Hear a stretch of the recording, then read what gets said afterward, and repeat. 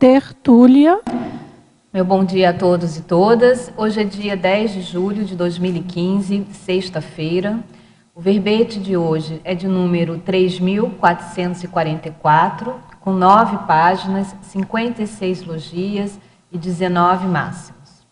O tema do verbete, autogestão antidogmática, da especialidade Descrenciologia. O autor, professor Wagner Straczynski. O professor Wagner, ele é graduado em Arquitetura, Urbanismo e Tecnologia de Construções Civis, especialista em Gestão Empresarial e Projetos e tenepsista desde abril de 2014. Então vamos à definição. A autogestão antidogmática é a condição de autonomia assumida pela consim, homem ou mulher, atuando com lucidez no exercício pleno do livre-arbítrio, priorizando escolhas evolutivas para a própria vida, rejeitando cangas de opiniões coercitivas alheias, verdades absolutas inverificáveis, doutrinas e dogmas de todas as naturezas, descartando-os pela autopesquisa, autovivência e autoexperimentação sadia. O holopensene pessoal da descrenciologia, a autossuperação do holopensene religioso, o holopensene da liberdade consciencial com responsabilidade pelos próprios atos, a autocrítica do holopensene vivenciado pelas inculcações. A autocrítica do holopensene viciado pelas inculcações. O holopensene da autopesquisa com a mente aberta para a realidade dos achados. O holopensene da racionalidade cosmoética.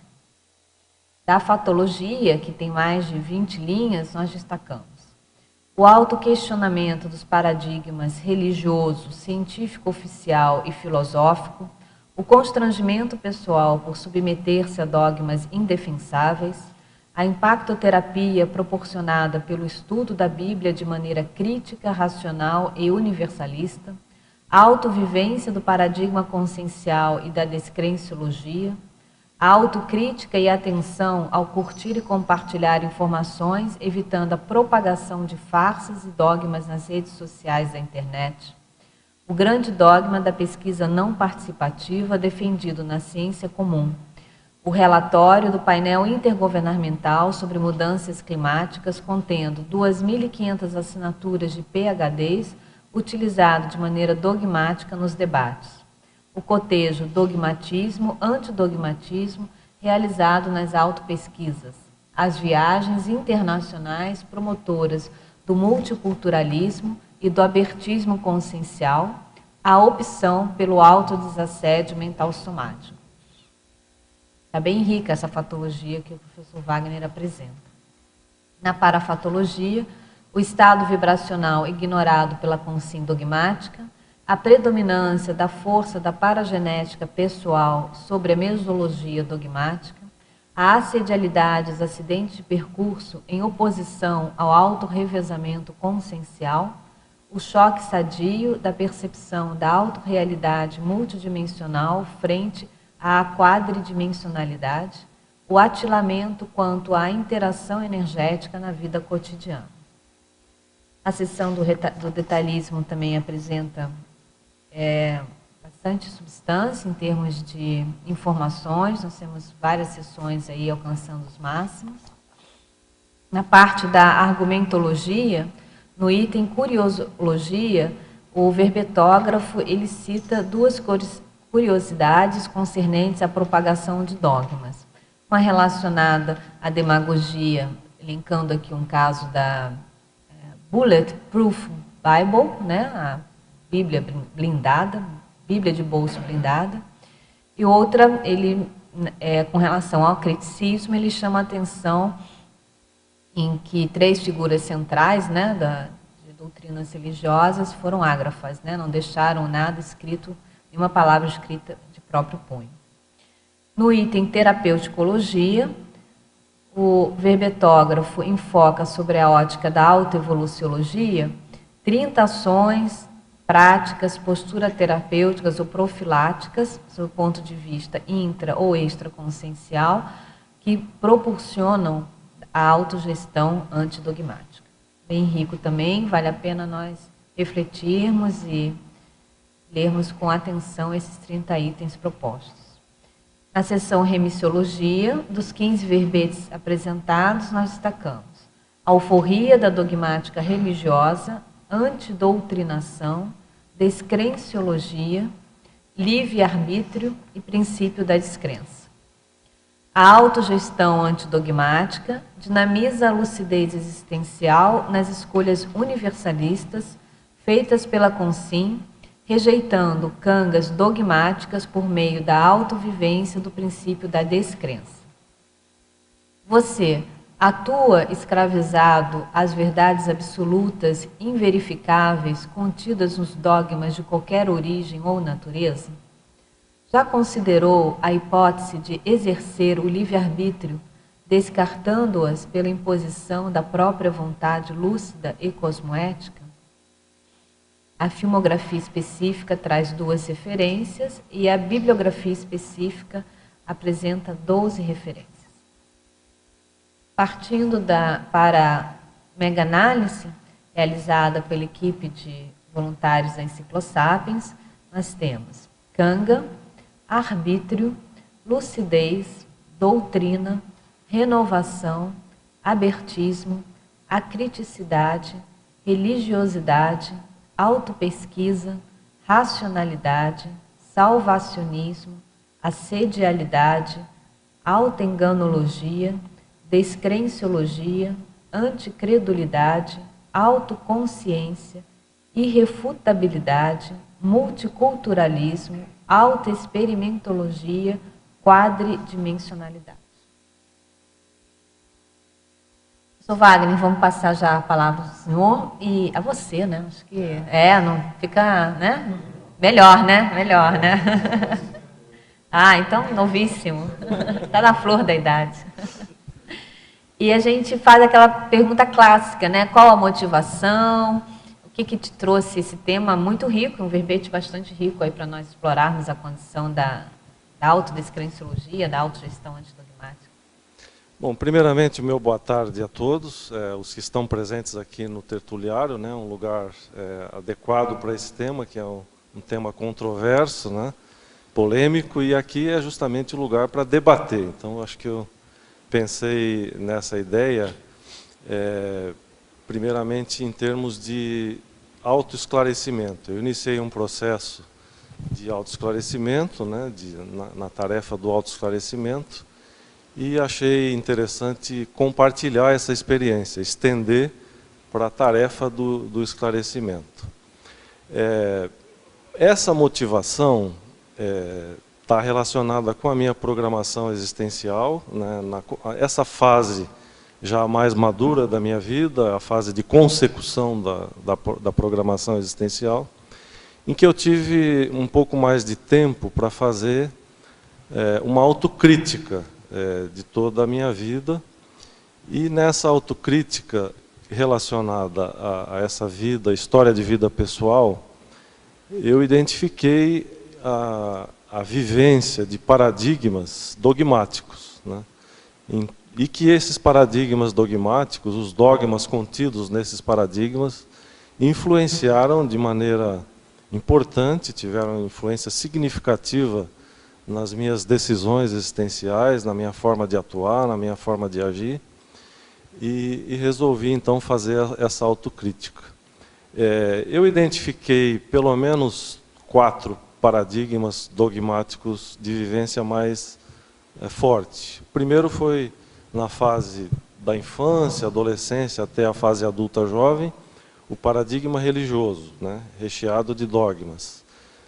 Quando eu iniciei o processo de crítica e abandonei um pouco o aspecto da religião, parti na fase da universidade para os paradigmas da ciência, principalmente das ciências exatas, bastante forte na área materialista, né?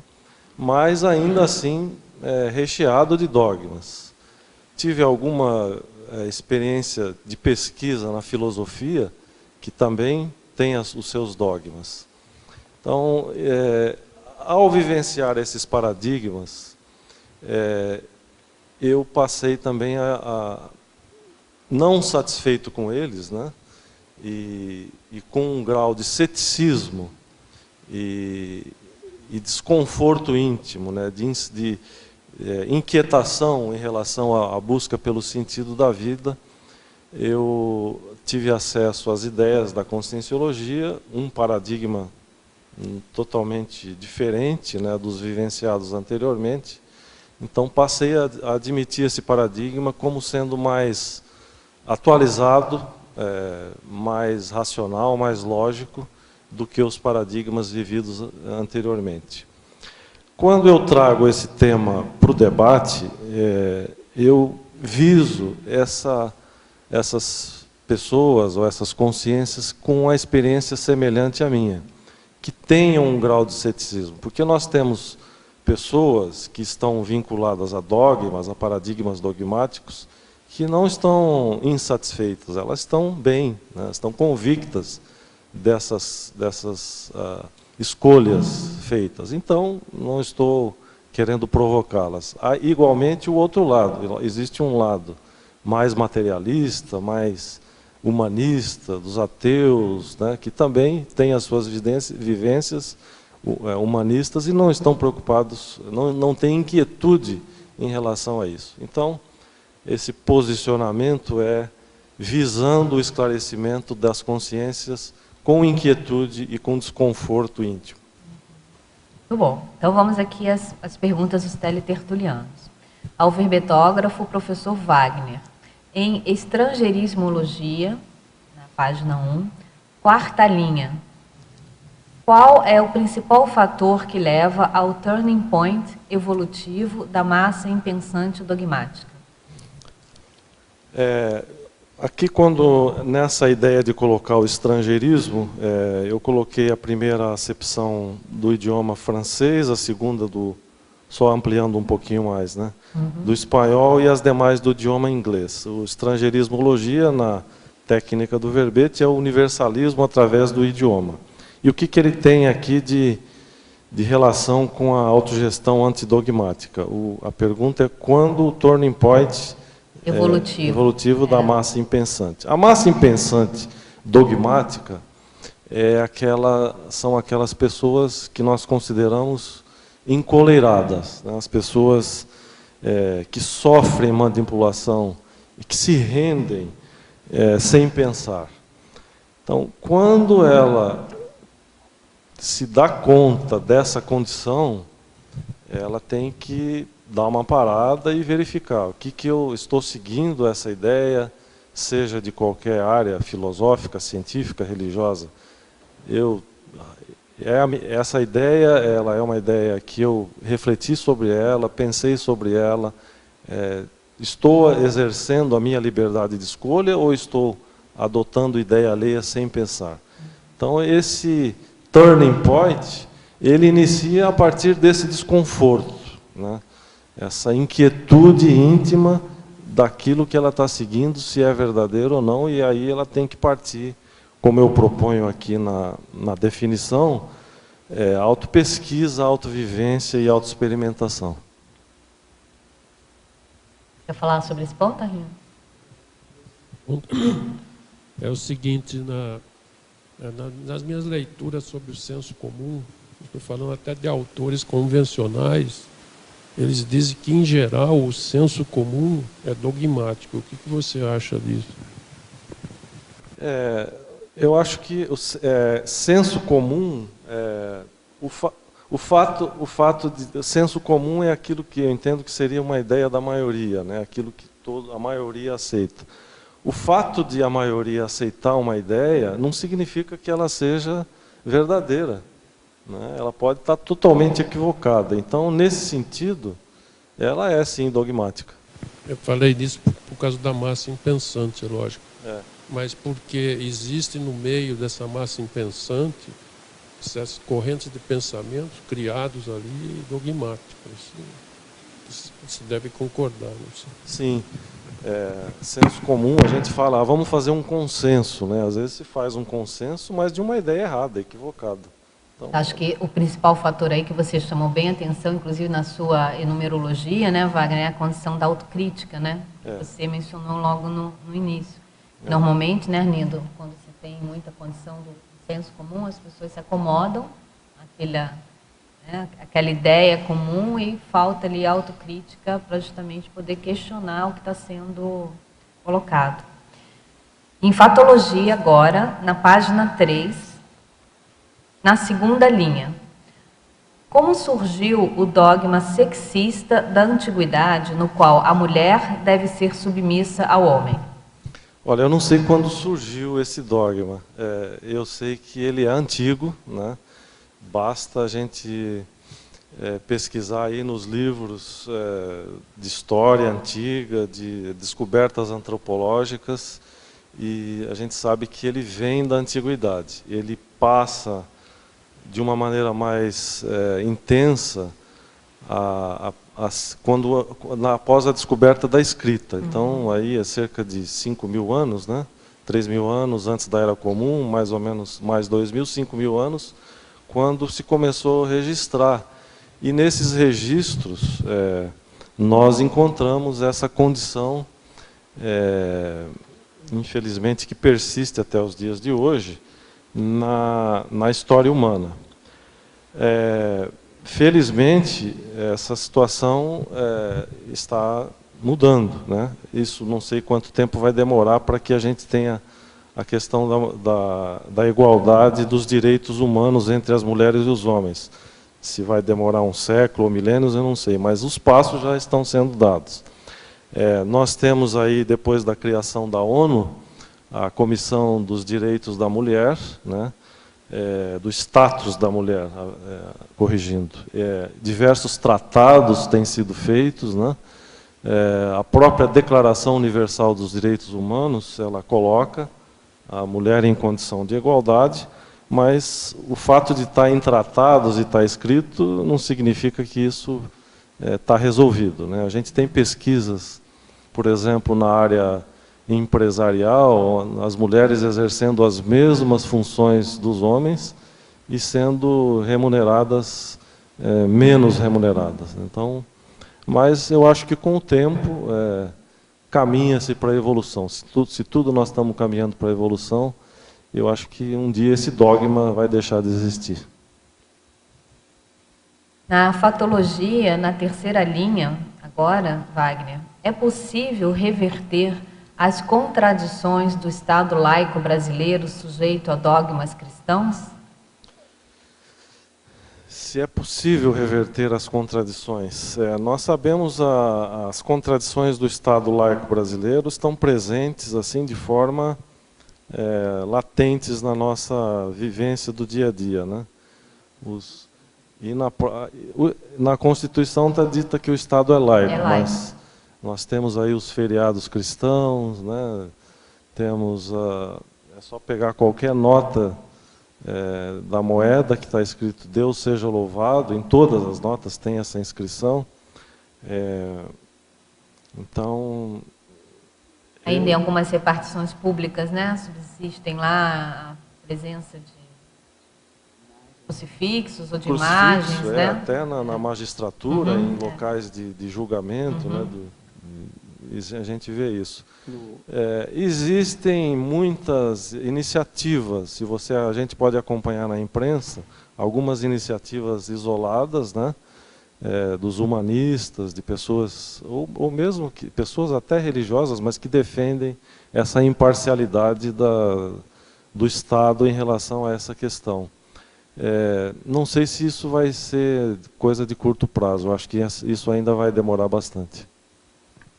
Agora, em Paradoxologia, na página 4, na segunda linha do Paradoxologia, do item Paradoxologia, no final, né, da página 4. Página 4. Como funciona o paradoxo de Abilene aplicado ao dogmatismo? O paradoxo de Abilene é uma ideia que foi Essa ideia é utilizada no mundo corporativo para mostrar contradições, né? É um estudioso, aí, um estadunidense dos Estados Unidos, com especialidade em dinâmica de grupo. Eu acho que essa é da década de 90. Ele desenvolveu essa ideia. O paradoxo de Abilene é uma família, um breve resumo dessa história. Uma família está num determinado local, lá numa casa no Texas, estão lá numa tarde quente, né, jogando dominó, ou fazendo algum jogo lá entre eles, no alpendre da casa. E alguém dá a ideia, olha, por que nós não vamos jantar em Abilene, que era essa cidade que ficava aí a sei lá, aproximadamente uns 60 milhas, quase 100 quilômetros. É como se fosse de Foz do Iguaçu a Cascavel, ou até um pouco menos. Então vamos jantar em Abilene. Na verdade, todas as pessoas daquela família, ninguém estava muito interessado nessa viagem, mas acabaram cedendo, né? Fizeram essa viagem. A viagem era uma estrada empoeirada, muito calor. Chegaram lá, a comida era fria, o café já passado, e voltaram 4 horas depois, todo mundo insatisfeito com a situação. Então isso reflete um pouco traz um pouco essa analogia para as nossas escolhas, que às vezes seguimos orientações dogmáticas, né, ou de tradições familiares, no caso de religião, segue uma coisa para não desagradar alguém, e no fim ninguém estava interessado naquilo e ninguém concordava, mas acabava cedendo, né, denotando também a ausência de crítica, a ausência de posicionamento, para não ferir as suscetibilidades. Agora, em tecnologia, na página 3, Wagner, no final da última linha, a teletertuliana pede para você aprofundar a técnica de ouvir lucidamente no laptop, no carro ou no celular as tertúlias conscienciológicas gravadas em áudio. E aí depois ela complementa aqui. Também utilizo essa técnica, mas já ouvi o professor Valdo dizendo que não é bom, pois podemos descoincidir no trânsito, por exemplo. Eu apliquei essa técnica a partir... eu tive o primeiro contato com a Conscienciologia em 1992, fiz vários cursos, depois, por questões aí profissionais, prioridades compulsórias familiares, profissionais, eu acabei ficando um tempo afastado do contato mais próximo, né? Me mudei de cidade, mudei de país, e depois, quando as tertúlias começaram a ser colocadas no online, eu logo tive o acesso, mas foi um período que eu morava numa cidade e trabalhava em outra, quase 1h30 de viagem. Então eu comecei a gravar essas tertúlias e ouvir no carro. Existe sim essa preocupação que o professor falava das energias gravitantes, né? Que uma coisa é você estar aqui no ambiente, outra coisa é você estar ouvindo, essas energias permanecem. Então precisa ter lucidez. É uma prática que eu apliquei, eu nunca tive nenhuma situação com relação a isso, mas eu procurava escolher temas assim que não me levassem assim a mais leves, vamos dizer assim, entre aspas, mais leves na minha percepção, aquilo que tinha de interesse, que pudesse contribuir, ouvir no carro. Agora você pode também ouvir em casa, no seu quarto, no rádio, ou caminhando. Uma outra coisa que eu faço, eu coloco no celular e às vezes caminhando ou andando de bicicleta eu estou ouvindo. Então não vejo nenhum problema, nunca tive nenhuma situação crítica com relação a isso. Aqui novamente, né, cabe o senso crítico da pessoa, porque se durante essa oitiva, né, enquanto ela estiver escutando, ela perceber que ela descoincide essa condição que você colocou também, da pessoa já escolher alguns temas, que são temas né, que não remetem a uma reflexão, uma abstração maior e tudo, né, de forma que a pessoa fique descoincidida, mas cada pessoa aqui tem que usar o seu bom senso, né, a sua autocriticidade, para saber quais são as melhores condições para se ouvir a tertúlia. Eu conheço gente em São Paulo, né, que fica preso naquele trânsito de 3 horas, preso no mesmo lugar, e anda assim, eu acho que pouquíssimos metros, e ali, com aquele trânsito mais lento, a pessoa aproveita para ouvir tertúlia mesmo. Então, depende muito mesmo da situação. Mas vale a pena aqui a gente ponderar sobre esse alerta, né, que a Érica traz da descoincidência, da pessoa ter a possibilidade de isso coincidir e aí faltar os reflexos necessários e a atenção necessária, né, para a condução de algum veículo.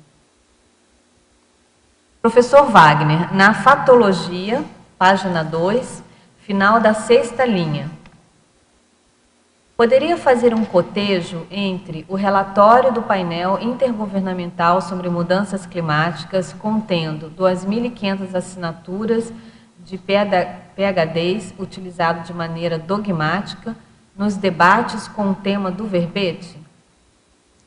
Sim, essa é uma vivência pessoal, né?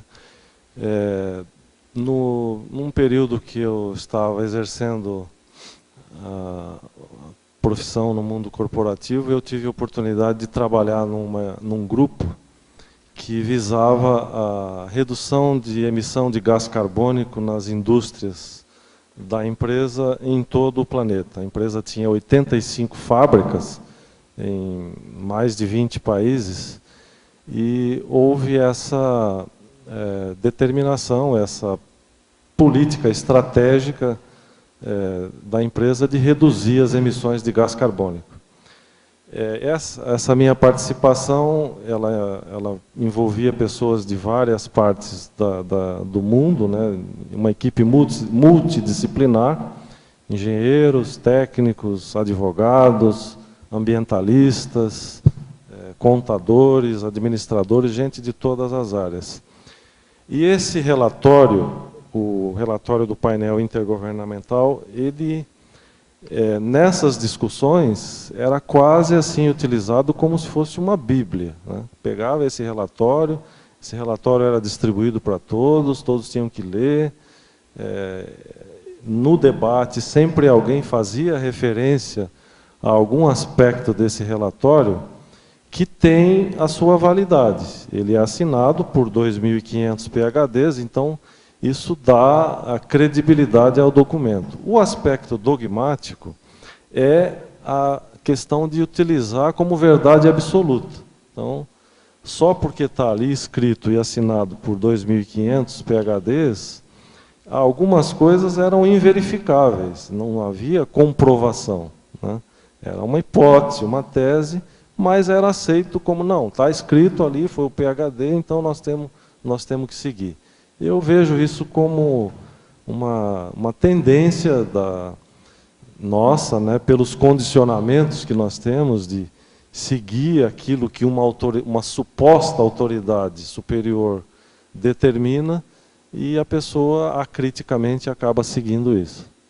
Mas é que o caso não é contestar a questão das mudanças climáticas. Eu acho que é a postura de quem está à frente dogmática. De documentos dessa natureza. O aspecto, né, que eu destaquei é o aspecto dogmático na ciência. É um dogmatismo na ciência. Utilizar da mesma forma como é na religião, por exemplo. Só porque uma suposta autoridade disse que deveria ser daquela forma, aqui é a mesma coisa.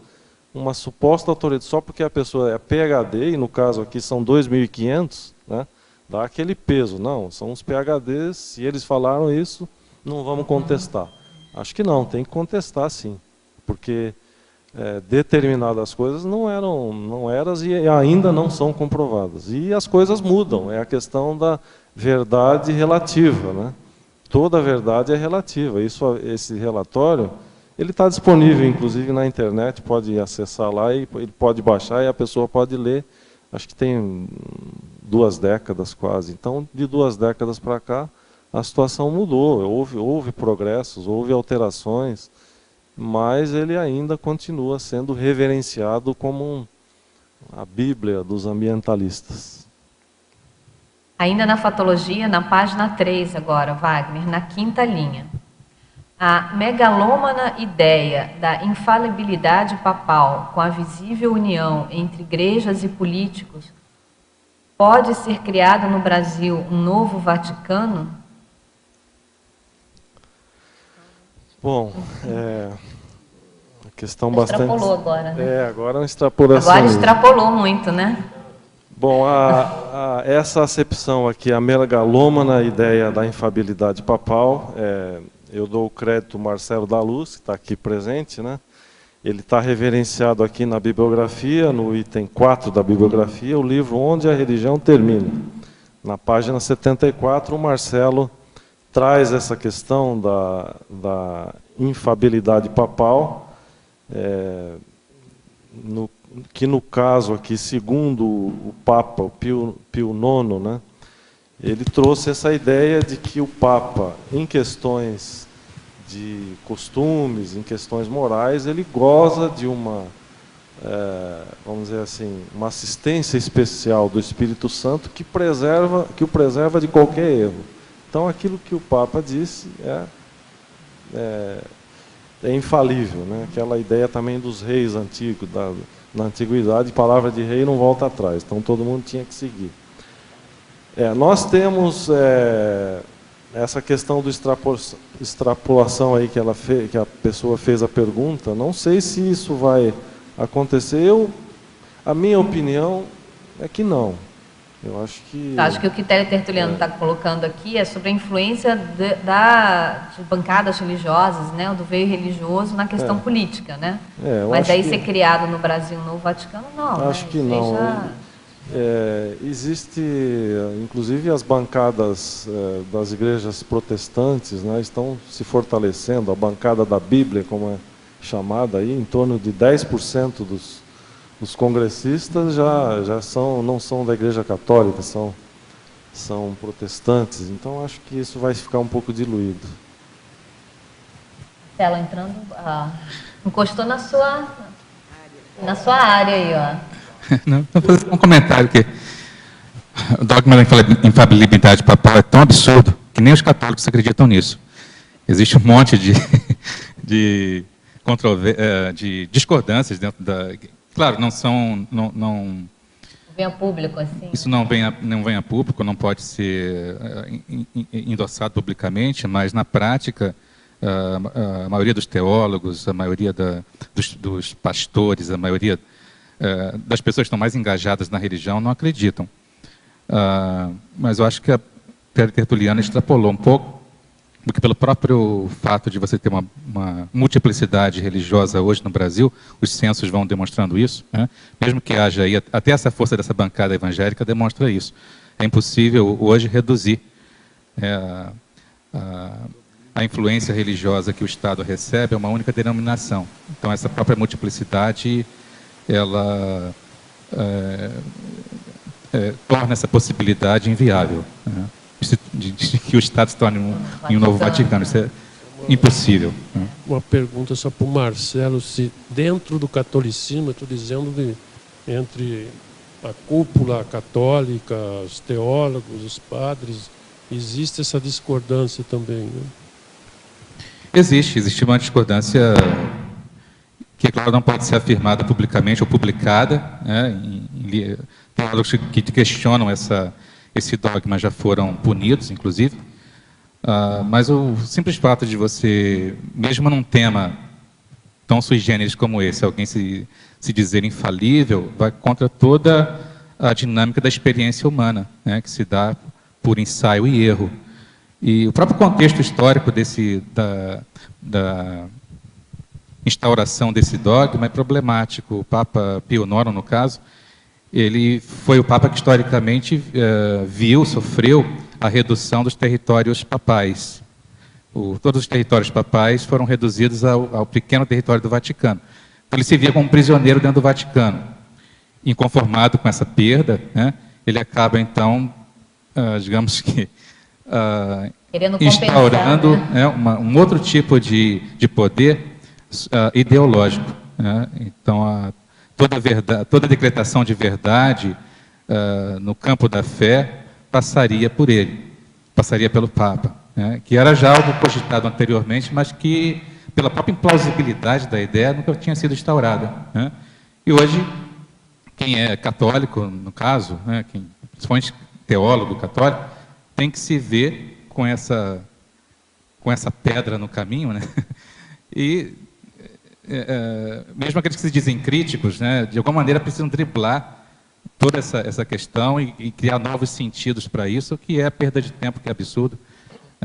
É algo que claramente poderia ser um motivo para que as pessoas que dedicam a vida a isso pudessem se questionar e cair fora, né? Felizmente, a gente não vê isso acontecer com tanta frequência. Bom,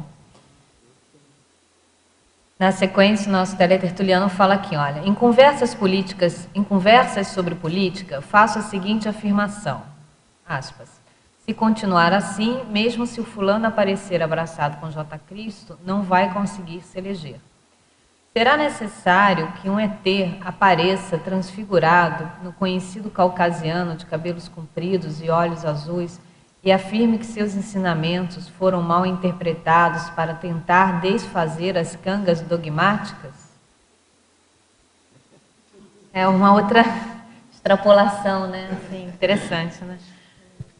Sim, pelo que eu estou entendendo, ele está propondo aqui que um ET, né, apareça transfigurado como, né, com a figura que hoje aqui no mundo ocidental se atribui a Jesus Cristo, que é esse caucasiano, de cabelos compridos e olhos azuis, e afirme que seus ensinamentos foram mal interpretados. Na verdade, sim, como tentar desfazer as cangas dogmáticas da religião? Eu acho que é isso que o teletertuliano está indagando aqui, né? Está instigando o nosso debate. Né? Os modelos que nós temos de paradigmas colocam sempre essa questão de vir de fora para dentro, né? Uma ideia que alguém vai trazer, da mesma forma como Jesus Cristo trouxe essas ideias que são atribuídas a ele, foram talvez mal interpretadas, como ele está dizendo, uma outra figura teria que vir. Acho que não. Eu penso que nós temos, de acordo com o nosso, que eu considero um paradigma mais atualizado, que é o da conscienciologia, o princípio da descrença, né, a aplicação do princípio da descrença. Não acredita em nada, tem as suas próprias vivências, e o próprio paradigma, que a pessoa vai fazer autopesquisa, autoexperimentação, buscar o universalismo, buscar novas ideias, e isso aos poucos vai sendo desfeito, mas não alguma outra pessoa trazer essa ideia de fora para dentro. Tem que ser de dentro para fora. Bom, vamos voltar na fatologia, Wagner, na página 2, na terceira linha. A impactoterapia proporcionada pelo estudo da Bíblia de maneira crítica, racional e universalista. A teletertuliana pede para você comentar. Essa é uma vivência pessoal também. Eu li a Bíblia toda, como se diz assim, de capa a capa, 3 vezes. Né? Na infância, assim, tipo 10, 12 anos, na igreja que eu frequentava, a igreja batista, tinha uma tradição assim de uma resolução de ano novo, sempre no final de ano, uma resolução de ano novo era ler a Bíblia no ano seguinte inteiro. Então, se tem lá uns modelos para você ler tantos capítulos por dia, tal. Então eu fiz essa leitura, mas sem nenhuma crítica, simplesmente para cumprir a meta de dizer que eu li a Bíblia. E depois, um pouco mais adiante, novamente. Até que eu tive a oportunidade de fazer um curso de teologia, né, com o intuito de ser professor da escola dominical dessa igreja. Eu já tinha aí um pouco mais de 20 anos, já tinha passado pela faculdade de tecnologia e já estava aí com um questionamento bastante forte, com bastante desconforto em relação a isso, e por isso que eu fui estudar.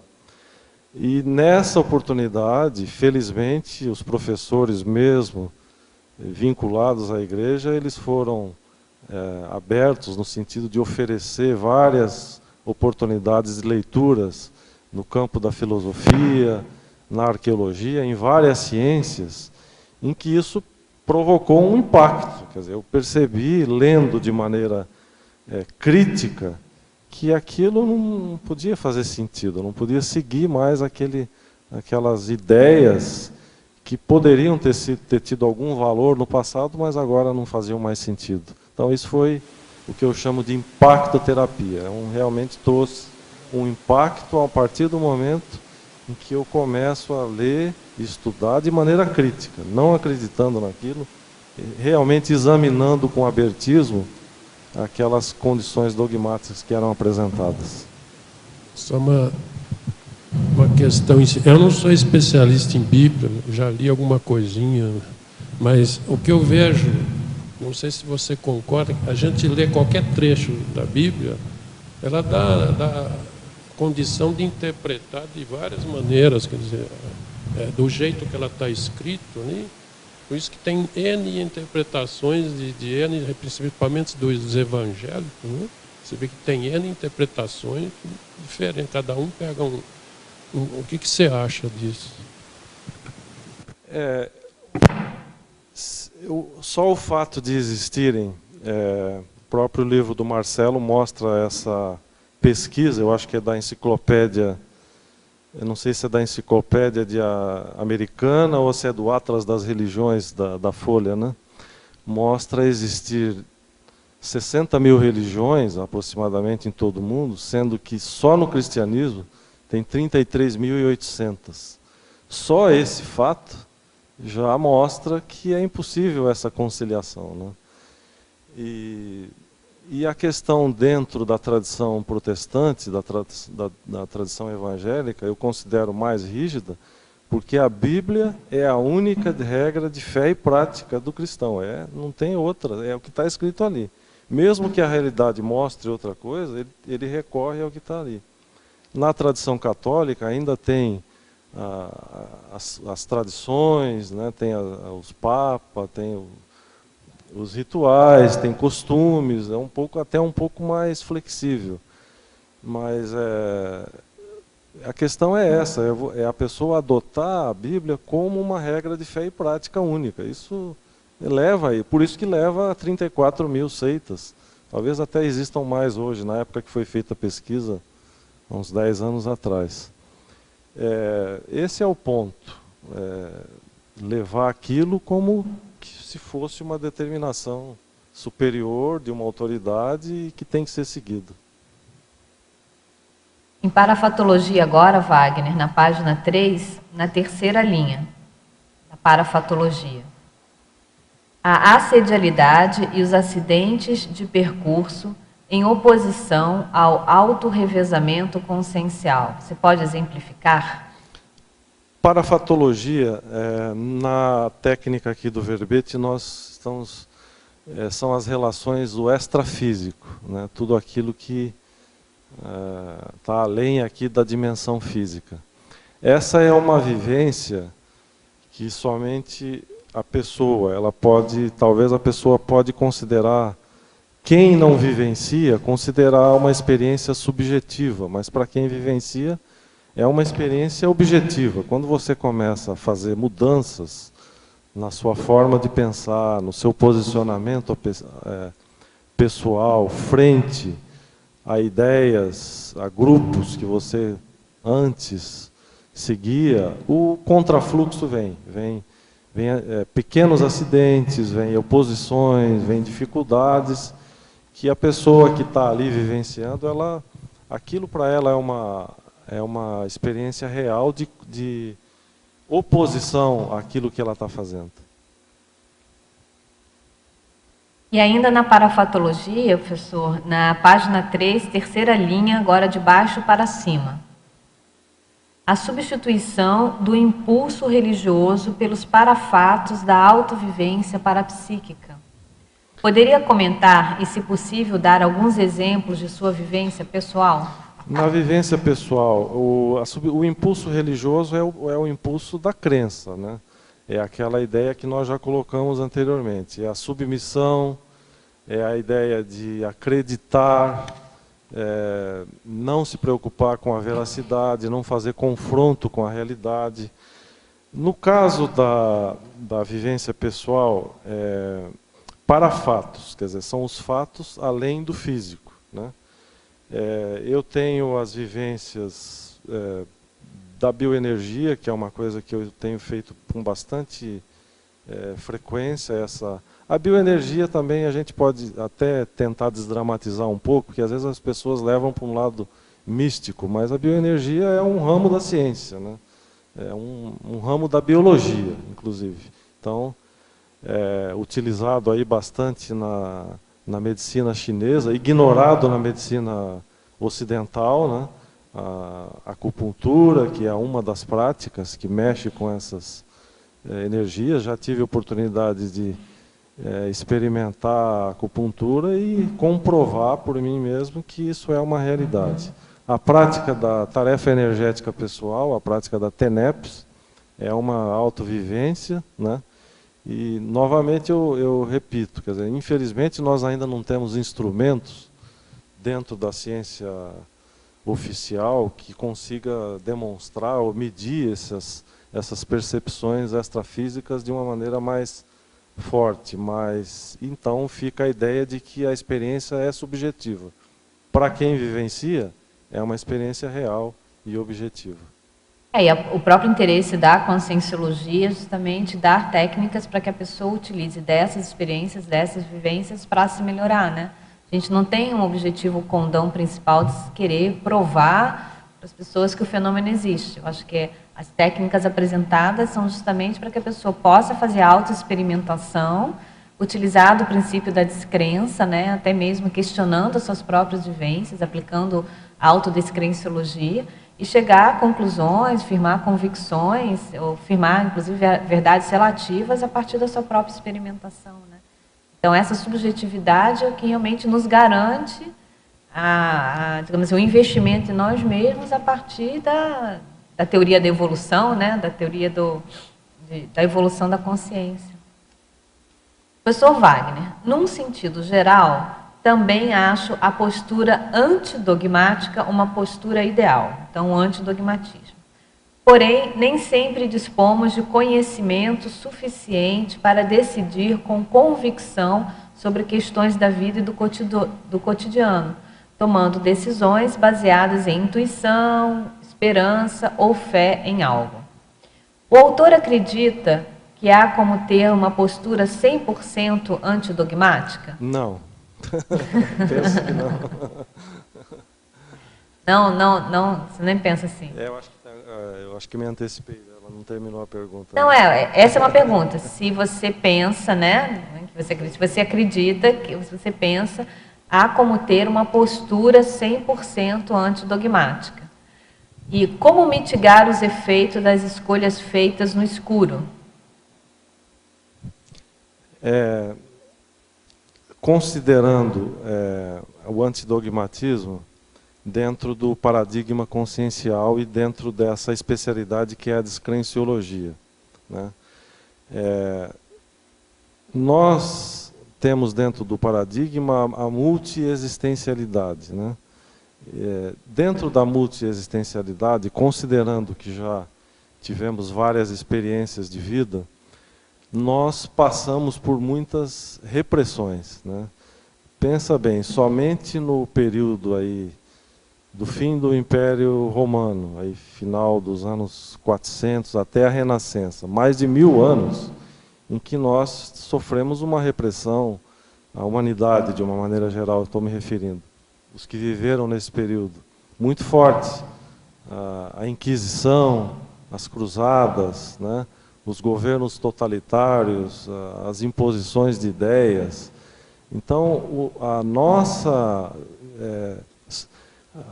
submissão, às vezes, ao dogmatismo, às vezes nós não tínhamos essa possibilidade de fazer a crítica que nós estamos fazendo hoje, nós tínhamos que nos submeter. Então, isso fica vincado, vamos dizer assim, na nossa realidade, na realidade de cada um, isso varia de maior ou menos repressão. Então, a ideia do antidogmatismo, a autogestão, né, o autogerenciamento, é pelo menos abrir hipóteses e iniciar esse processo.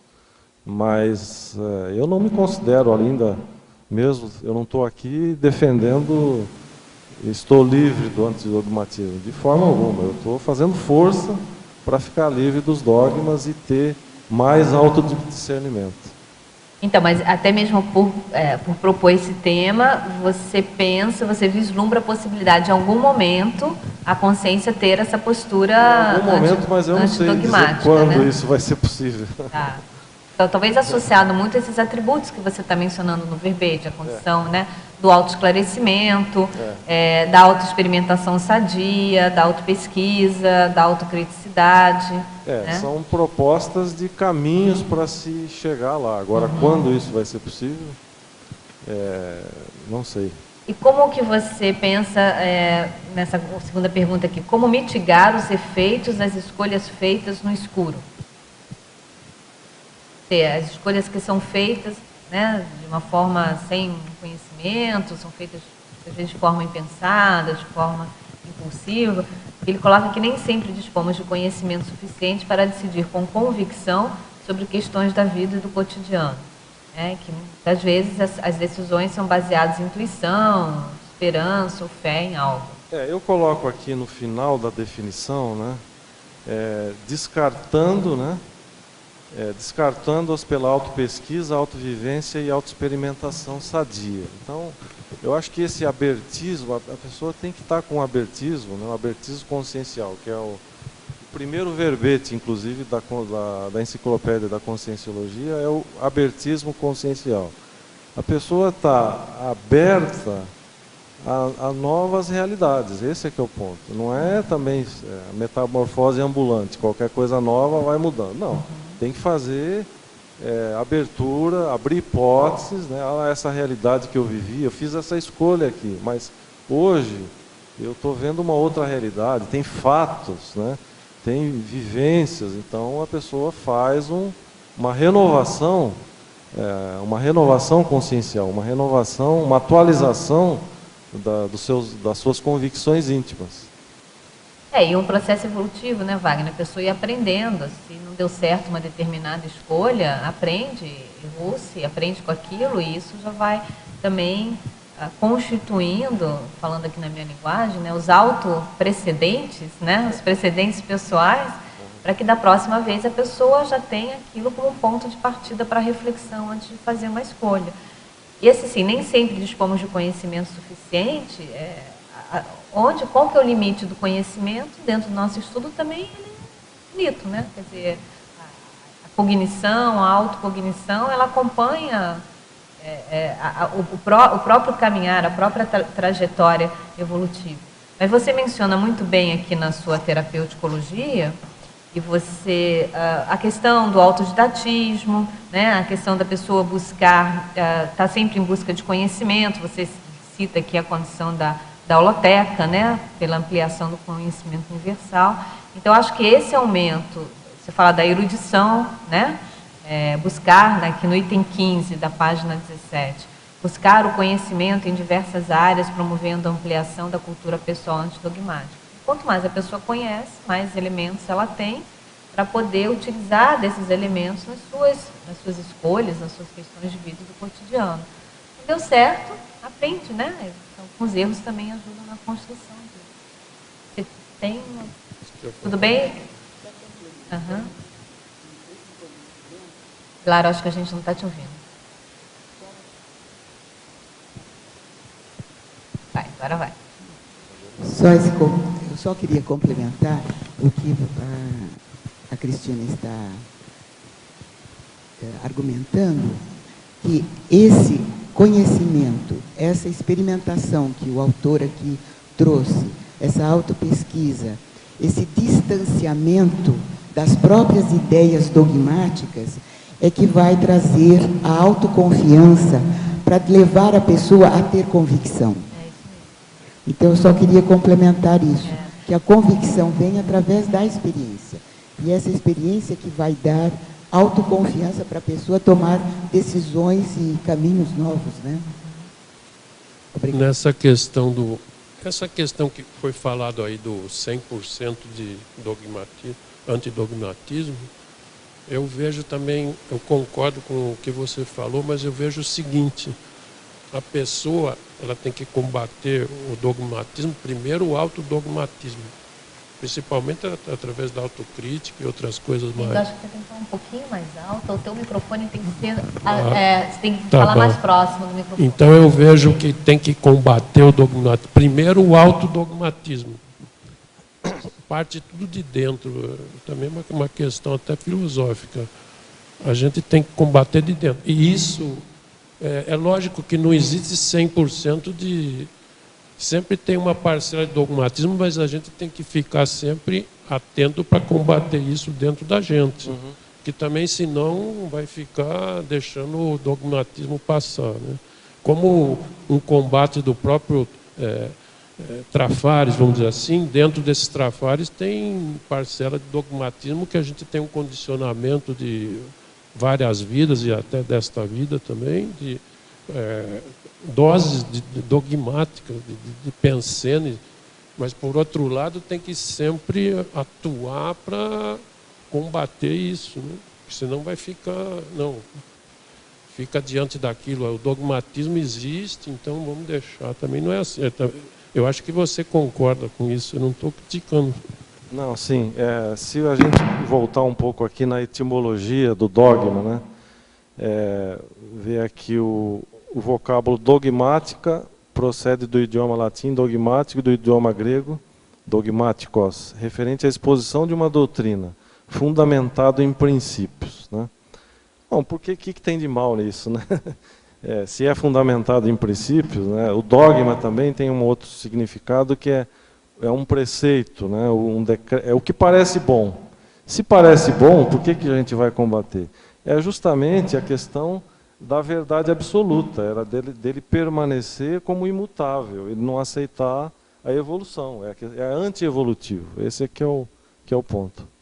Eu acho que esse ponto que o Arlindo trouxe é bem importante, né, dessa postura anti-autodogmática, né, de nós começarmos a questionar as nossas próprias verdades absolutas, né, colocar em dúvida as nossas próprias convicções assim, mais absolutas, sem dar espaço para o abertismo, né, e para receber novas ideias, repensar novas ideias, inclusive que nós mesmos geramos, né, Arlindo? Acho que é isso que você está querendo dizer, né, com o uso da autocrítica.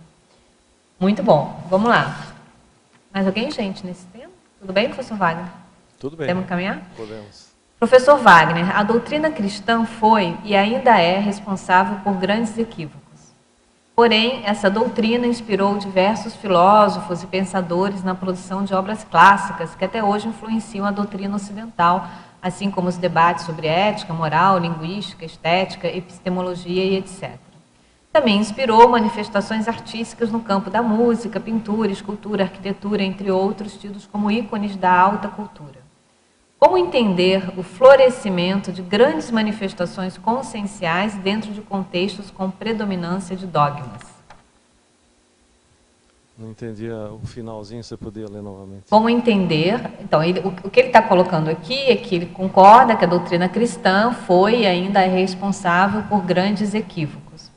Mas ele traz a condição de como essa doutrina cristã influenciou na linha da filosofia, do pensamento ocidental, principalmente na produção de obras clássicas, né? E alguns debates que foram gerados sobre temas da ética, da moral, da linguística e tudo mais. Ele menciona a influência, né, dessa doutrina em manifestações artísticas, como a música, a pintura, a escultura, a arquitetura. E ele questiona como entender o florescimento de grandes manifestações conscienciais dentro de contextos com predominância de dogmas. Eu acho que ele está fazendo referência aqui à condição da doutrina cristã, né? Pelo que eu estou entendendo. Se eu entendi bem, a gente tem que levar pelo aspecto, voltar um pouco na história, que é a influência do cristianismo na formação do Ocidente. Claro. Né? Então, o imperador Constantino teve lá, eu não vou entrar aqui muito na questão da vivência dele, que não é o caso, mas se a gente ler um pouquinho da história, ele teve algumas vivências e, por interesses de poder, ele chegou, na época que ele era o imperador romano, determinar a religião cristã, a religião oficial. O Império Romano dominou um período aí de mais de 1000 anos, eu mencionei agora há pouco. Então, até perto aí de 1400, né, acho que foi, não sei o ano exato da queda do Império, que foi quando começou as ideias da Renascença. Então, nós ficamos com 1000 anos de história com a religião cristã no Ocidente, influenciada, e a formação no Ocidente, né? Então, veio aí, logo depois veio as ideias renascentistas, mas ainda influenciadas por essa religião oficial, né? Então, era natural que florescesse ideias dentro daquilo que era o predomínio do pensamento da época. Bom, Marcelo, quer colocar alguma coisa nesse sentido?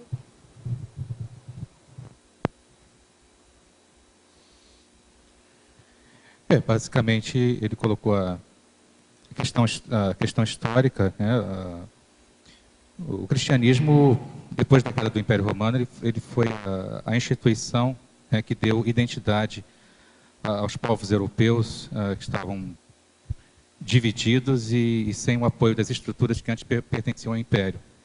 Então, sob a fé, sob o estigma da fé, todas as manifestações culturais do Ocidente acabaram nascendo e foi uma fusão da crença cristã com uma série de ideias vindas do pensamento grego. Isso deu origem ao pensamento ocidental.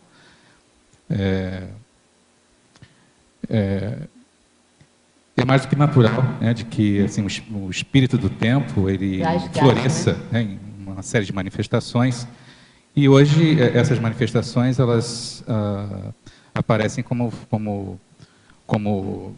motivo de estudo, motivo de oportunidade de pesquisa para nós, né, no sentido de que o enriquecimento cultural que isso traz também nos faz questionar quais são as influências maiores do nosso tempo e de que maneira nós não repetiremos erros ou equívocos do passado. E em que medida essas mesmas influências ainda continuam, de alguma maneira, determinando o nosso modo de pensar, o nosso comportamento, né? Mas é impossível você abstrair, né, esse espírito do tempo. E, nesse sentido, é importante que cada pessoa também, dentro daquela pergunta anterior, né, possa examinar os pressupostos, né, porque esses foram os pressupostos básicos da cultura ocidental. No momento, ainda nós vivemos digamos assim, da influência disso, mas agora em uma série de contextos modificados.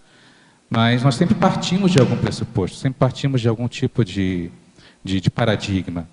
E ser capaz de olhar para o próprio paradigma, colocá-lo em questionamento, esse é assim, a principal ferramenta para que você possa não transformar esse pressuposto inicial, o seu ponto de partida, em algo que seja irremovível, né, que se transforme em obstáculo para outros. Mas é impossível você, ser humano, né, estar dentro de um contexto histórico, sem trabalhar com determinados pressupostos. Agora, é a capacidade de você analisar esses pressupostos, colocá-los em questionamento, que se transforma, então, assim, na terapêutica para evitar, né, a questão da fossilização do dogma. Professor Wagner, em Estrangeirismologia, página 1, terceira linha, de baixo para cima. Poderia comentar Freedom from Slavery, das opiniões alheias fossilizadas? Freedom from Slavery, aqui o estrangeirismo do idioma inglês, né?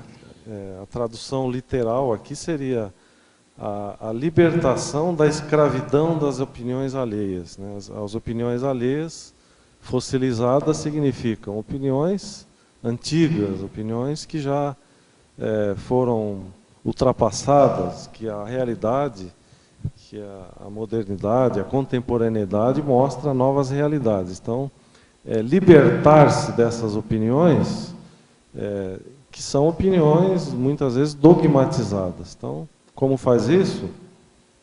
Pesquisa, mente aberta, autoesclarecimento, né? Essa lista da terapeuticologia aqui, são 30 sugestões que a pessoa pode, a partir das próprias vivências, libertar-se das opiniões alheias, aplicando aí alguma dessas técnicas, vai ajudar.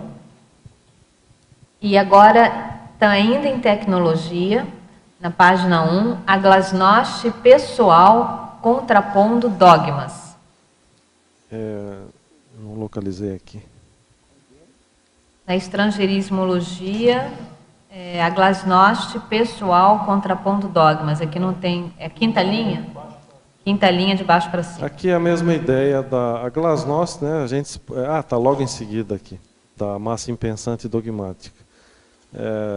Na época do Mikhail Gorbachev, né, que surgiu esse termo da glasnost na antiga União das Repúblicas Socialistas Soviéticas, né? Então essa abertura que houve e acabou até implodindo a União das Repúblicas Socialistas Soviéticas, esse termo veio emprestado dessa época, que é o abertismo, a abertura, a transparência pessoal contra os dogmas. Agora em tecnologia, Wagner, lá na página 3. A aplicação da técnica da autopesquisa antidogmática por meio do ciclo autoconsciencioterápico, autoinvestigação, autodiagnóstico, autoenfrentamento e autossuperação. Nós temos aqui na Conscienciologia uma instituição conscienciocêntrica denominada OIC, né, que ela trabalha com a consciencioterapia. E a consciencioterapia tem esse ciclo, esse é um dos ciclos básicos, aí um mater pensene, o pensamento mãe dessa instituição é esse ciclo composto, né, que é a autoinvestigação, a pesquisa, a leitura, a própria pessoa fazer a autoconsciencioterapia, é o terapeuta de si mesmo, né? Ela, através dessa investigação, ela faz o diagnóstico, aí tem que fazer o enfrentamento, né? Vou mudar, não vou continuar assim mesmo, e aí atingir a autossuperação. E depois voltar, quer dizer, é um ciclo, né? Como aquele ciclo até do Galileu também, que ele é permanente, ele vai e volta, e aqui também. É um ciclo espiral, tem que... Progrediu, alcançou um patamar, né? Atingiu a zona de conforto, aí tem que fazer novamente, vai subindo de patamar. Bom, e que em paradoxologia, a nova pergunta, novamente a pergunta sobre o paradoxo de Abilene, aplicado ao dogmatismo. Você já respondeu, mas acho que esse teletertuliano aqui ele é retardatário. Então, se você puder explicar novamente. Posso repetir brevemente. Então, o paradoxo de Abilene é uma ideia utilizada em dinâmicas de grupo, foi bastante utilizada nas empresas, nos programas de treinamento e desenvolvimento, para fazer uma analogia, onde esse paradoxo é uma cidade do Texas, uma família que se dirigiu até essa cidade por sugestão de uma pessoa, mas que todos, no fundo, ninguém queria ir para esse lugar. Então, depois voltaram e disseram que foram só para satisfazer a vontade do outro. Então, no antidogmatismo é isso também. Às vezes a gente adota posturas, adota ideias, costumes da nossa família, sejam de qualquer natureza, seja postura filosófica, religiosa ou científica, ou dentro, às vezes, de uma organização, qualquer tipo de postura que a gente segue, mas ninguém, de fato, está convicto daquilo, segue por seguir, sem fazer crítica. Muito bom. Em parafatologia, na página 3, professor Wagner, na 6ª linha, de baixo para cima. Poderia citar alguns exemplos dos presentes invisíveis proporcionados por amparadores extrafísicos? O presente invisível, nós fazemos o verbete aqui para a enciclopédia, né? Então, eu fiz a pesquisa nos verbetes da enciclopédia e tive a chance de assistir pessoalmente, aqui presencialmente, esse verbete, chama Presente Invisível, é da professora Kátia Aracaki, Presente Invisível, acho que foi do início desse ano. Presente Invisível são aquelas ideias promovidas, né, por amparadores, né, que são aquelas mensagens sutis do extrafísico, aquela intuição, aquela coisa que a pessoa tem aquele, vamos chamar entre aspas, né, de sexto sentido, uma ideia, alguma dica que a gente recebe, isso, um insight, isso acontece o tempo todo. Se a gente prestar atenção, a gente recebe essas dicas, mas a questão é essa, estar atento para isso, né? É a nossa atenção. Você vai por um caminho, vai fazer uma viagem, de repente você decide parar num determinado lugar, ou mudar de rota, ou vai fazer uma atividade e resolve mudar por uma sugestão, uma intuição, um insight que você recebeu. E agora na página 4, Wagner, uma questão? Na página 4, antagonismologia, na terceira linha. Você pode esclarecer o antagonismo 10 mandamentos bíblicos, 10 mandamentos versão secular? Posso sim. Os 10 mandamentos bíblicos são bastante conhecidos, aí mesmo aqueles que não são cristãos, através do cinema, né? Tem o filme sobre os mandamentos, um filme épico, né? Bastante conhecido, e os mandamentos são conhecidos, os 10 mandamentos bíblicos. Recentemente, estudos de grupos humanistas, secularistas e ateus, inclusive, eles estão contrapondo esses mandamentos, principalmente sobre a questão de que não é necessário um ser divino ou a religião definir mandamentos para que a gente tenha moral, né? Então eu tenho um exemplo, eu anotei aqui no meu rascunho, né? Tem um britânico chamado A.C. Grayling, ele escreveu a Bíblia Humanista. Então a ideia dele mesmo é contrapor os mandamentos bíblicos, e ele coloca sobre uma visão não religiosa, né, uma visão humanista, ele coloca a proposta dele dos 10 mandamentos, que eu posso ler rapidamente aqui. Ele coloca: ame, busque o bem, não prejudique ninguém, pense por você mesmo, assuma a sua responsabilidade, respeite a natureza, faça o máximo que puder, seja bem informado, seja cortês e seja corajoso. São os 10 mandamentos propostos pelo A.C. Grayling. E agora, no final do ano passado, no final de 2014, surgiu um livro interessante também, nos Estados Unidos. Eu não tenho a tradução, nem a cópia do livro em português. O título é Atheist Mind, Humanist Heart. Seria algo como mente humanista, coração... mente ateísta, coração humanista, né? E eles fizeram uma proposta de 10 mandamentos para o século XXI, contrapondo os 10 mandamentos lá bíblicos de Moisés, não sei quanto tempo atrás, aí, quase 3.000 anos, né? Não sei exatamente. E eles fizeram até um concurso, né? Fizeram um concurso, deram $1.000 para quem fosse escolhido para cada um dos 10 mandamentos. E essa informação está no site desse livro. Pode, se alguém tiver interesse, a pessoa que fez a pergunta, pode pesquisar lá e vai ler esses mandamentos, né? Tenha a mente aberta, esforce para compreender o que seja mais provável que seja verdade. Não acredite no que você gostaria que fosse verdade. O método científico...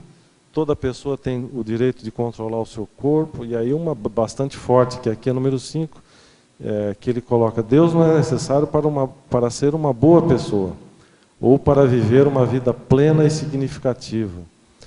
estar consciente das consequências dos seus atos, tratar os outros de maneira como você gostaria de ser tratado.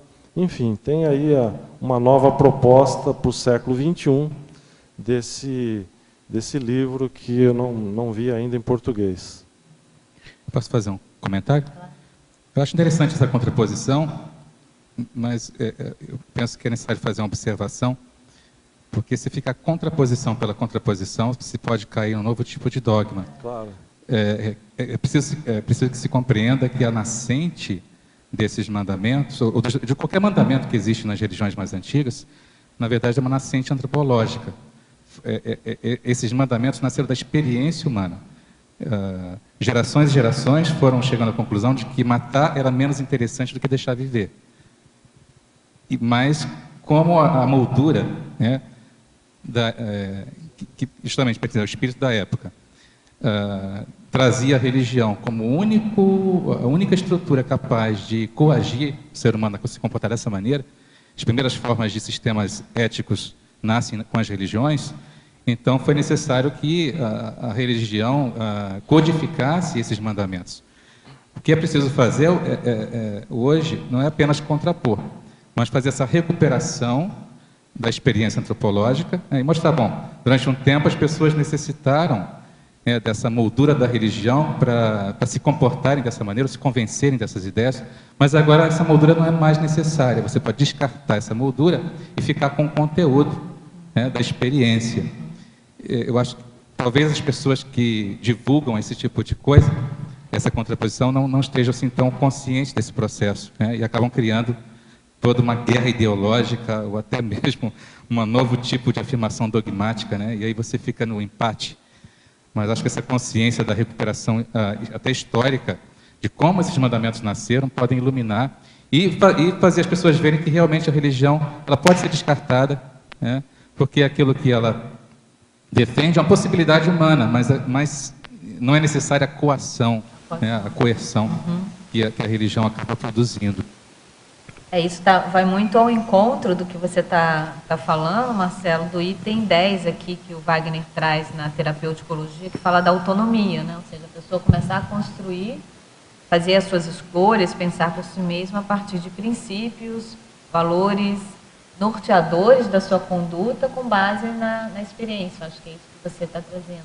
Não necessariamente que haja agora alguém que proponha mandames, o próprio nome já diz, algo que é mandatório, como se fosse obrigatório ali para que todos seguissem. Na verdade, essas ideias aqui, desses dois que eu citei, na verdade, eles fazem isso até de uma forma irreverente, existe até uma reverência bastante forte nisso, e que acaba sendo mesmo dogmática, mas eu acho que a questão principal é essa de cada um assumir a responsabilidade pelos seus atos. Esse aqui é o ponto-chave, Agora vamos organizar, porque foi bom, porque essa questão levantou uma série de polêmicas, Vamos lá. Eu gostaria que você pudesse... Mas desculpe, é dentro dessa questão? É relacionado a essa questão. Essa questão, eu tenho uma questão então ok. para perguntar. Dentro de eufemismologia, eu gostaria que você pudesse comentar ali o termo que... Qual que é a página? Na página 1, desculpa. Eufemismologia. Se você pudesse comentar a observação que você faz da presença fraterna, e a questão disso relacionado entre os missionários, nos religiosos atuais, e a questão do subdesenvolvimento cultural e econômico, como facilitando a inculcação dogmática. Eu queria que você pudesse comentar um pouco da percepção e da experiência disso. Entre as nações consideradas, entre aspas, primeiro mundo, são as nações mais ricas economicamente, ou de maior desenvolvimento, ou onde a questão financeira permite maiores pesquisas, e talvez por isso eles estejam um pouco mais avançados. Na Europa, os Estados Unidos talvez seja a única exceção dessas nações onde ainda existe uma influência forte da religião. Então, aqueles grupos que, através da religião, buscam a manutenção de poder, eles buscam locais onde esse subdesenvolvimento, no caso, América Central, América Latina, África, é onde os missionários contemporâneos estão sendo enviados e eles não falam mais em catequizar, né? Eles falam coloquei entre aspas aqui, presença fraterna, que é uma maneira, é um eufemismo para estar ali, para levar as ideias dogmáticas. E no outro caso, na sequência da demagogia, né, que é também a redução do ser humano para dominar. E essa redução, ela é uma das metáforas, uma das parábolas que é utilizada é chamar os seguidores de ovelhas, né? Chamam de ovelhas, que a ovelha é aquele animal dócil, né? Mas carneiros, né? Carneiro, é o carneirismo, né? Que o professor Valdo falava aqui do carneirismo. Então, as ovelhas ouvem a voz do pastor, então é cheio de eufemismo para reduzir o ser humano para poder dominar.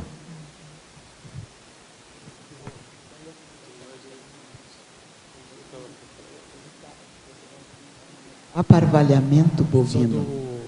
Né? Que tem até um verbete, né? Aparvalhamento bovino, né? Que tem a ver com essa dogmática toda da humanidade. Né?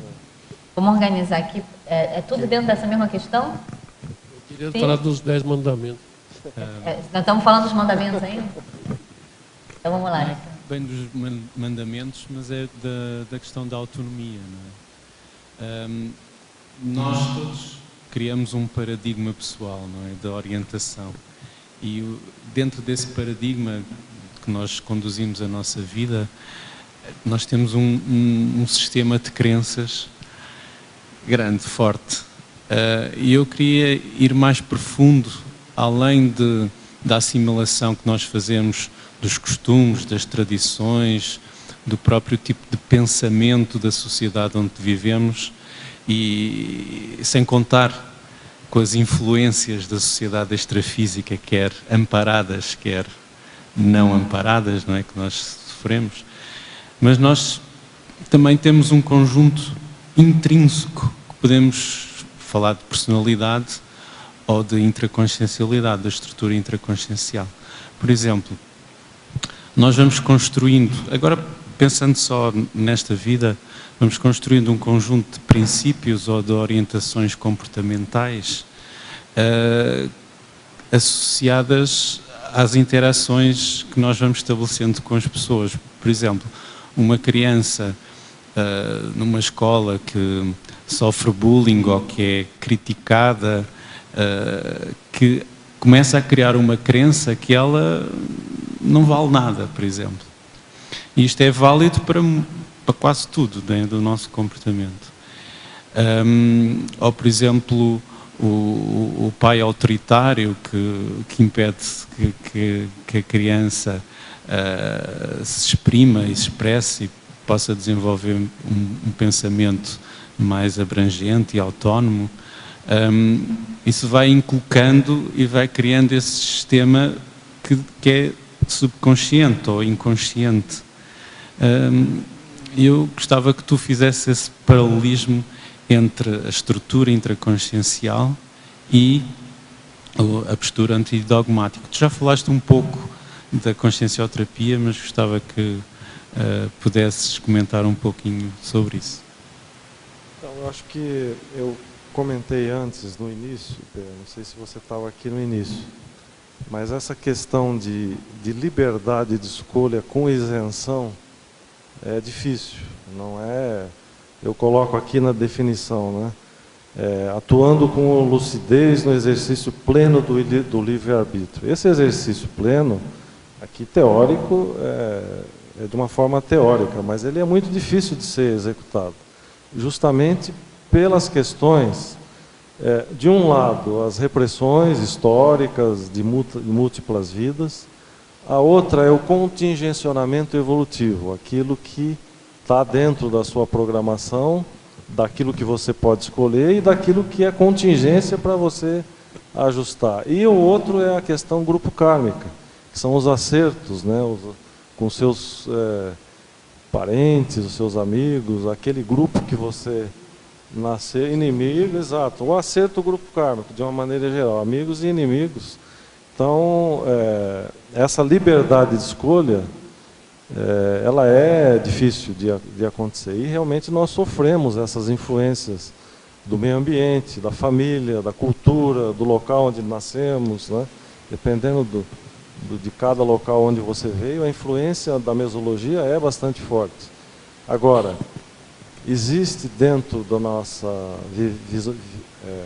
visão da conscienciologia, que é a paragenética, é a genética do seu ser multidimensional, que deve prevalecer sobre isso. Talvez numa fase da infância, aí você falou da criança, do bullying da escola, ela pode até sofrer um pouco mais, mas à medida que ela vai adquirindo ou recuperando a consciência das experiências múltiplas, essa paragenética tem que prevalecer. Só complementando, mas a paragenética tem também aspectos negativos, negativos, não é? Claro, tudo.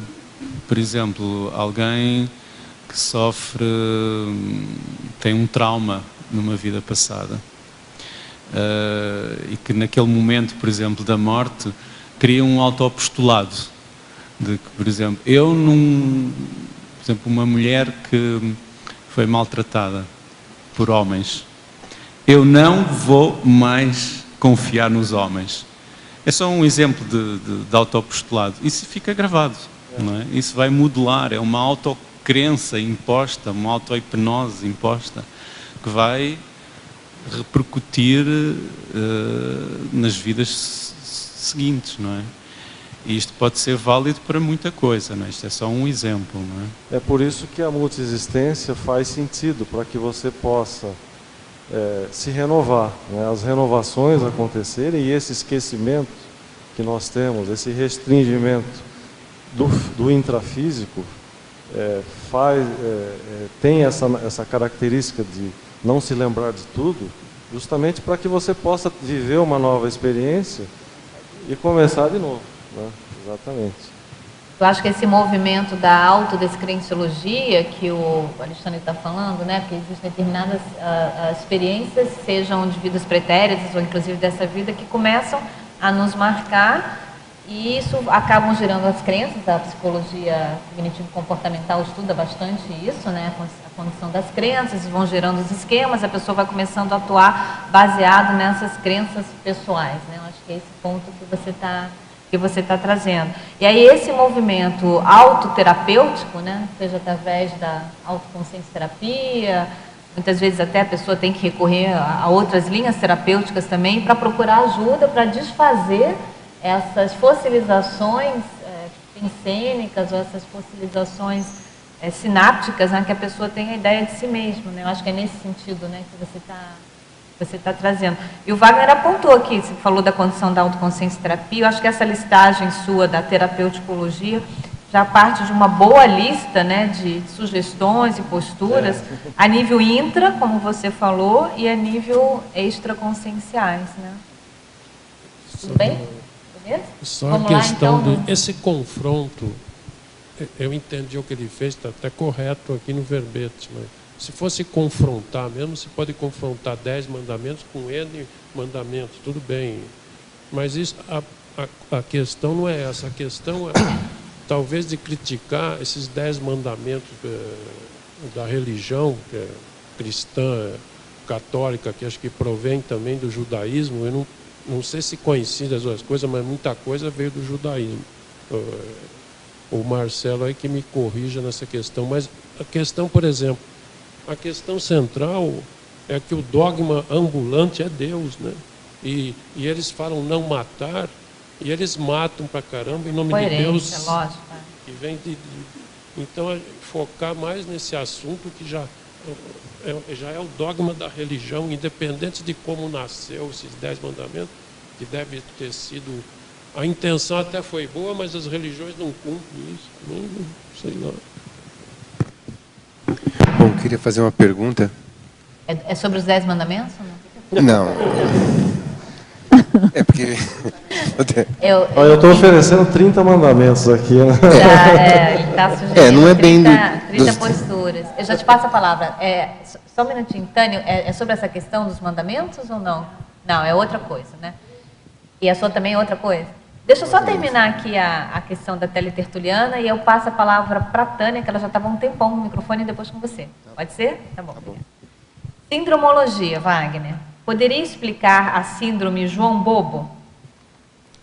Sindromologia. Página 5. Página 5, né? Então, a síndrome João Bobo. Síndrome é uma condição negativa, né? Uma nosográfica. O João Bobo, eu me refiro aqui, é aquele brinquedo mesmo que nós temos, né? Você empurra para um lado, ele volta, ele vai para um lado e vai para o outro. É a ideia aqui, a analogia que eu estou fazendo dentro da logia da sindromologia, que é a pessoa que é manipulada, a pessoa que se deixa levar, vai para um lado, vai para o outro, vem uma nova ideia ali, ela adota, seja religião, ela vai, depois ela volta, vem uma questão filosófica, ela passa a seguir, mas ela não muda e não evolui, ela sempre volta para o mesmo ponto. Então, essa analogia em relação ao dogma. Bom, e em Curiosologia, na página 6, a teletertuliana pede para você comentar o item 2, acriticismo.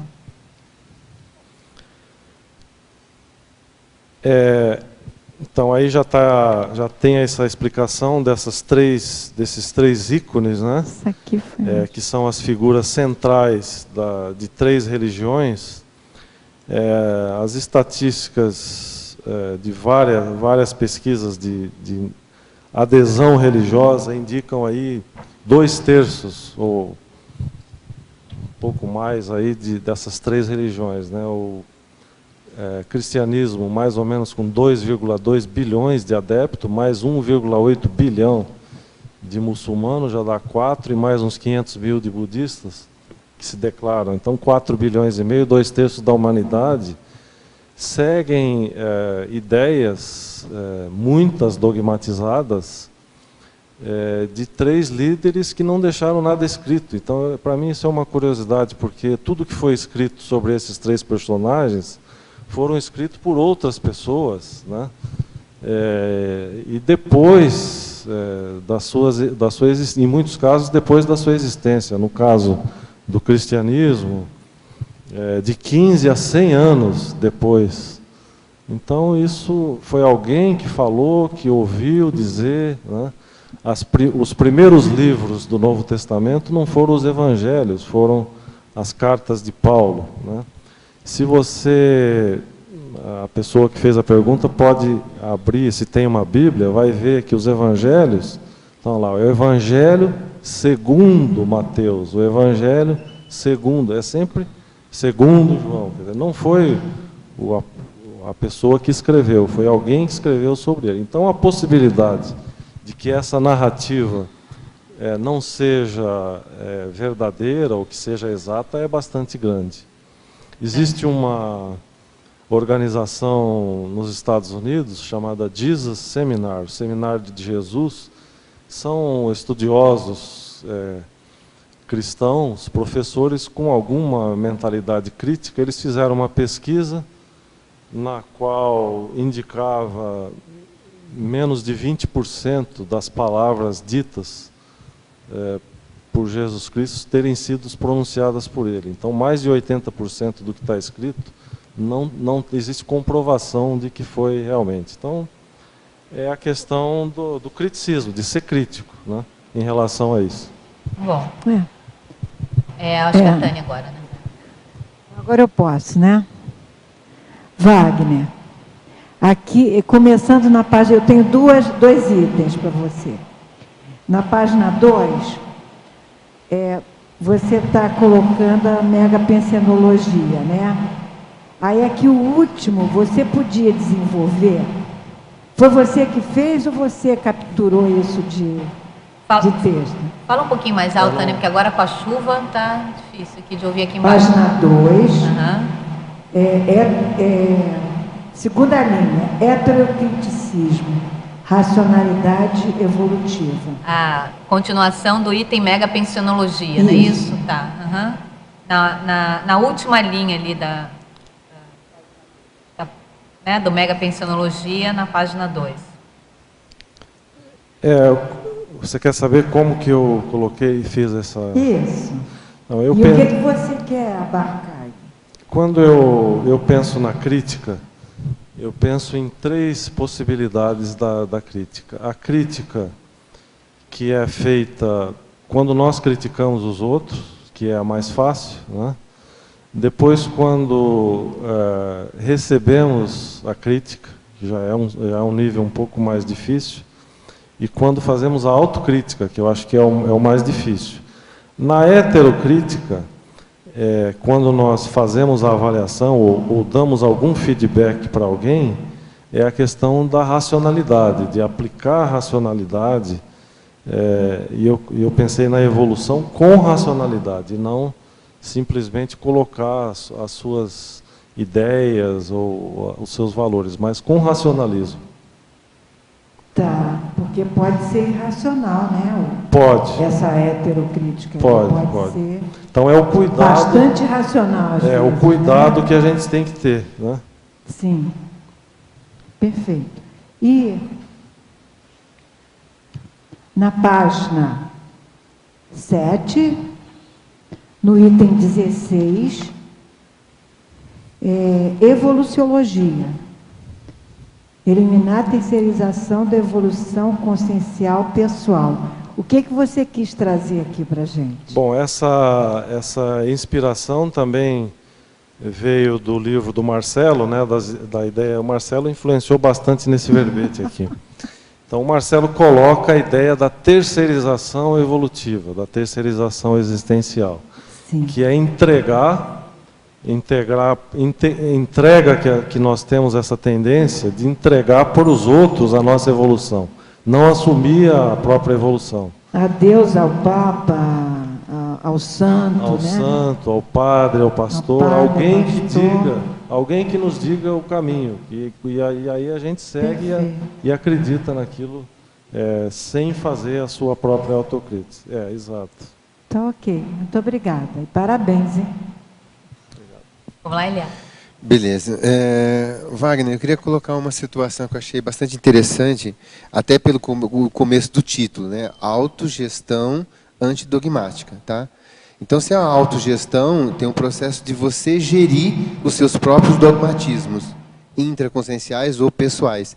E é nesse ponto que eu queria que você pudesse trazer, talvez, algum exemplo seu, que tipo de dogmatismo você viu em você que você autogeriu, que você, de um certo modo, ou reciclou, ou mudou, que você percebeu isso em você, e quais foram as estruturas que você utilizou, que recurso intraconsciencial você utilizou para poder ou superar, ou amenizar esse dogmatismo intraconsciencial que todos nós temos. Todos nós temos ranço religioso, né? Então, como é que você fez isso? Como é que você estruturou isso? Como que você organizou isso, né? Como que você geriu isso? Como que você administrou isso? Eu coloquei no início... Ele é retardatário, que chegou depois. Que a motivação para a escrita desse tema e a colocação dele aqui no debate foi a história de vida pessoal. Então, pelo menos 3 paradigmas que eu vivenciei com forte influência dogmática.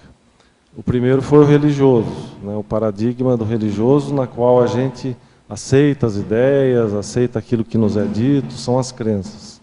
Depois eu vivenciei o paradigma científico. Eu iniciei o primeiro curso universitário na área de tecnologia, na área de ciências exatas.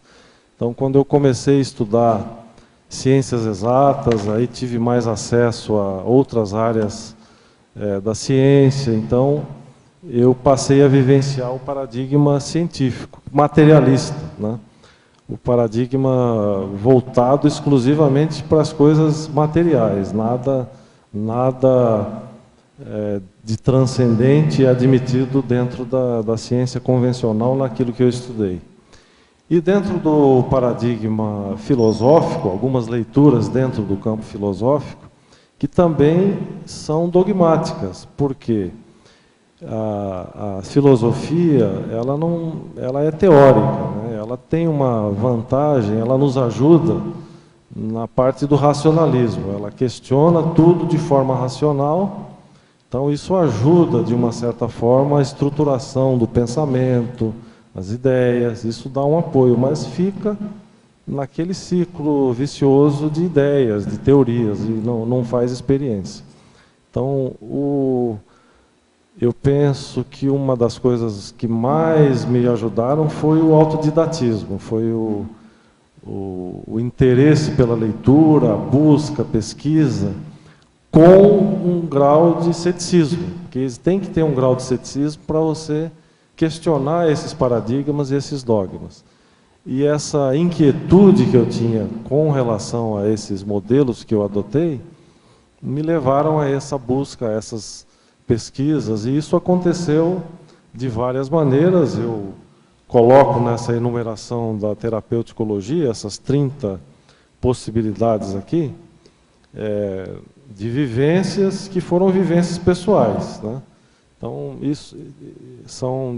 cada uma delas eu penso que me ajudaram nesse processo de reciclagem existencial e intraconsciencial. Wagner, só para me ajudar mais um pouco, qual foi, assim, na sua opinião, o traço que mais te aproximava a um processo dogmático? Que tipo de traço pessoal você tinha que fazia essa ligação com o dogmatismo? Em diferentes momentos, eu acho que a rigidez.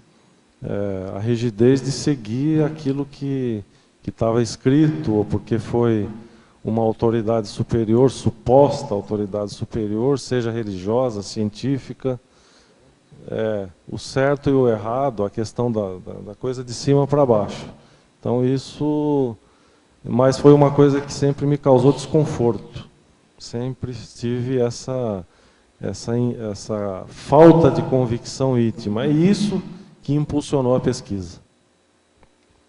Beleza, professor. Vamos aqui à última pergunta. Em Citaciologia, na página 2, a teletertuliana pede para você desenvolver 2 citações que você faz. Uma do Christoph Hitchens, que é: o que pode ser afirmado sem provas, também pode ser descartado sem provas. E a seguir, a citação do Victor Hugo: há em cada cidade uma tocha, o professor, e um extintor, o padre. Boa essa citação, hein?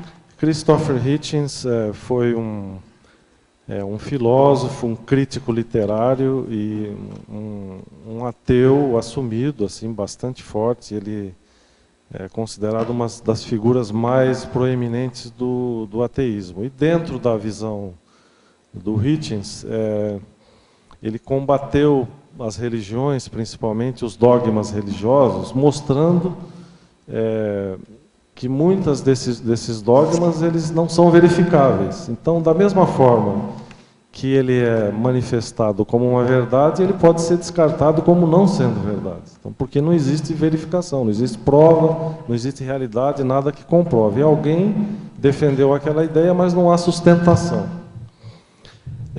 No caso da segunda, há em cada cidade uma tocha. Ele quer dizer que o professor é aquele que ensina, que passa as ideias, né? Que proporciona pensamentos, novas ideias, ensinamentos, mas o vínculo religioso, aí, dogmático, procura apagar essa ideia, né? É uma provocação aí que ele fez. Muito bom, Victor Hugo. Wagner, parabéns pelo seu verbete, um tema bem interessante. A gente viu que surgiu bastantes ideias, um somatório de ideias, instigou muito aí a nossa criticidade, né, e nossa postura antidogmática. Aguardamos seus próximos verbetes, tá bom? Obrigado. Nós agradecemos a todos que participaram, aos teletertulianos que fizeram perguntas e nos acompanharam. Agradecemos a equipe técnica e vamos agora aos nossos comerciais. Obrigada a todos. Pontuações da tertúlia de hoje. nós tivemos 33 assinaturas no livro de presença, 11 perguntas presenciais e 23 perguntas online.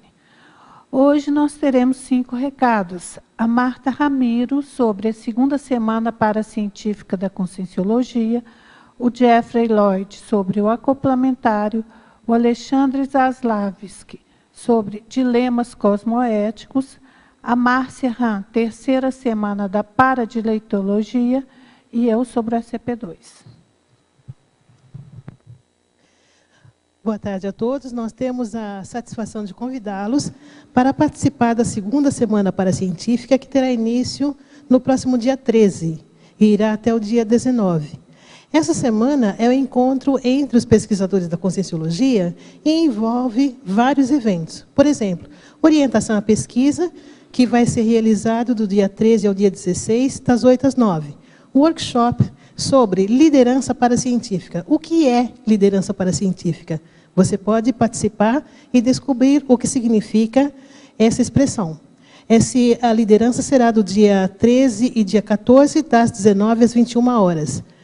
Workshop Bioenergias no dia 16 de julho, das 15 às 19h30, com intervalo. Encontro dos colégios invisíveis e também nós vamos finalizar a segunda semana com chave de ouro, tendo o primeiro colóquio Interparadigmas. O colóquio vai reunir pesquisadores da ciência convencional e da conscienciologia e ocorrerá do dia 17 ao dia 19 de julho. O objetivo desse encontro é debater ou trazer para a interlocução os pesquisadores da ciência convencional e da conscienciologia, buscando responder à questão: que metodologias e epistemologias tornam científico o estudo da autoconsciência? Aguardamos a presença de todos. Quem não puder comparecer presencialmente ao colóquio, por gentileza, assista online. Informações 045 3525 2652. Repetindo o telefone, 045 3525 2652. Obrigada e até lá. Boa tarde. Nos dias 24 e 26, CIAC vai ter uma complementária. A temática da complementária vai ser Maxi Pro Access. Esse complementário é diferente, porque ele vai ser tudo em inglês, que para mim vai ser ótimo. Mas a coisa é, para mexer com uma rola pensene de conscienciologia aqui no CIAC, para fazer um rapport maior com outros países e outras culturas. Então, vai ser um complementário bem diferente. Não vai ter uma tradução simultânea, não. Vai ser só inglês. Então, se você quer treinar seu inglês, agora é uma oportunidade muito boa. Então, now in English. So, everybody, there's going to be a complementarium on the 24th to the 26th of July in English. Everything in English.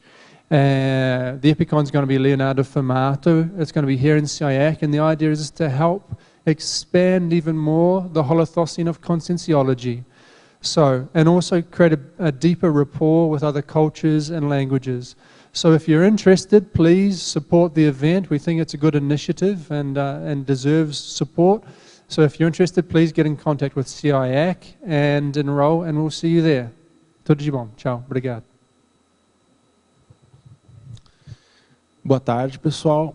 Eu gostaria de convidá-los para o curso Dilemas Cosmoéticos, que vai se realizar no próximo domingo aqui no CIAC, vai ser?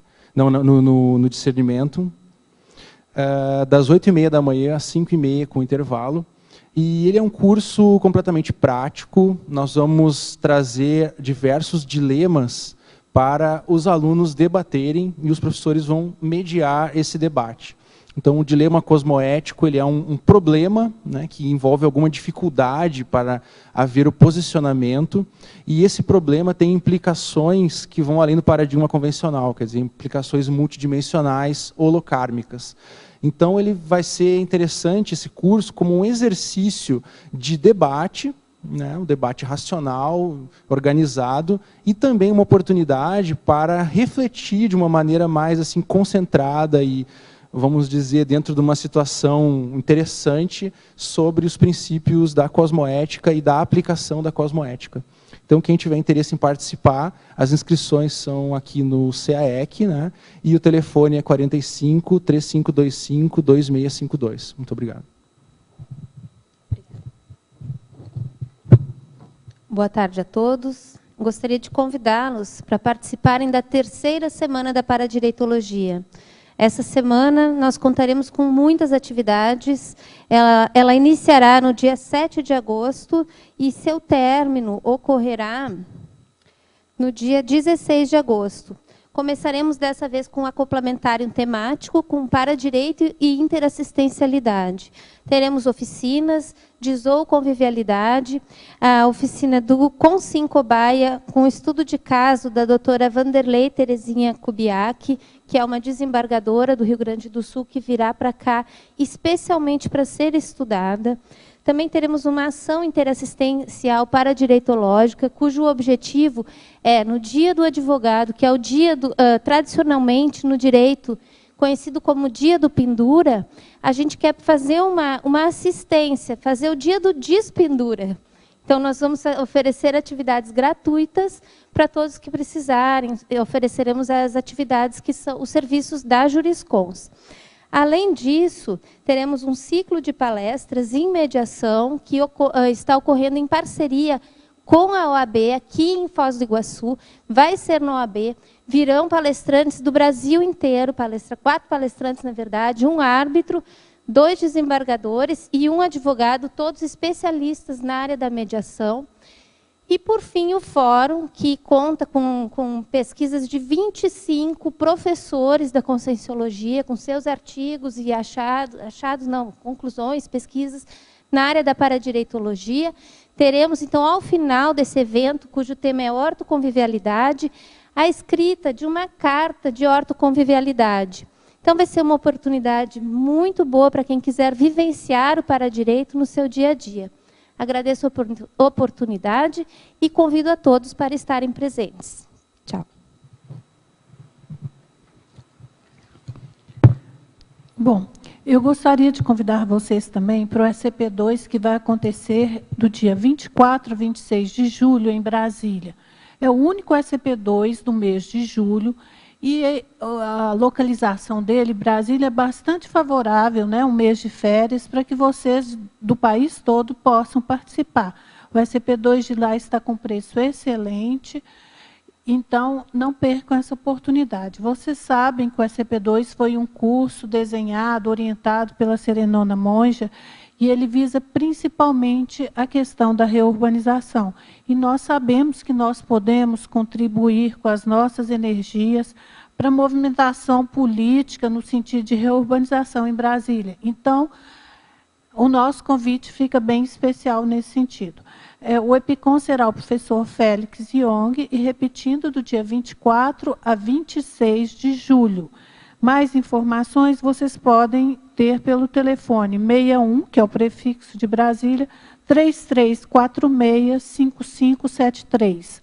3346-5573. O próximo verbete de amanhã será interação, autoconscienciometria, autodesassedialidade. Especialidade, autoconscienciometrologia, e a verbetógrafa será a professora Tatiana Lopes Freitas. Hoje nós estamos iniciando também o Congresso de Intermissivistas, e sejam todos bem-vindos ao Congresso. Agradecemos a participação de todos. Obrigada.